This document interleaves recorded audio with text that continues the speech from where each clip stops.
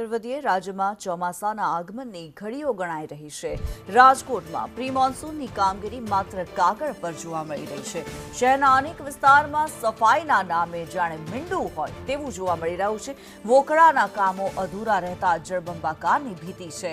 48 પૈકી 18 વોકળામાં પ્રી મોન્સૂનની કામગીરી પૂર્ણ કરવામાં આવી છે, જ્યારે વરસાદી પાણીના નિકાલની વ્યવસ્થા માત્ર કાગળ ઉપર છે।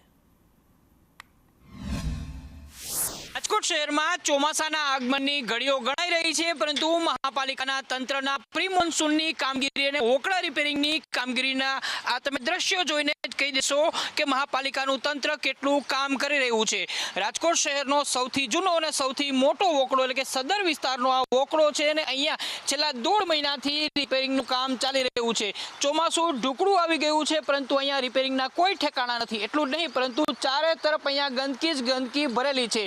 આખા વર્ષનો ગંદવાળ અહીંયા ભરેલો હોય ને વોકળો અહીંયા તૂટેલો હોવાના કારણે આખા વિસ્તારની અંદર અહીંયા ચોમાસામાં જળબંબાકાર થાય તે પ્રકારની સ્થિતિ અત્યારે અહીંયા જોવા મળી રહી છે। જે પ્રકારે વરસાદના આગમનની ઘડીઓ ગણાઈ રહી છે તે પ્રકારે મહાપાલિકાનું તંત્ર જાણે પ્રી મોન્સૂનની કામગીરીની અંદર વરસાદ પહેલા ધોવાઈ જતું હોય તેવું અત્યારે આ દ્રશ્યો ઉપરથી જોઈ શકાય છે।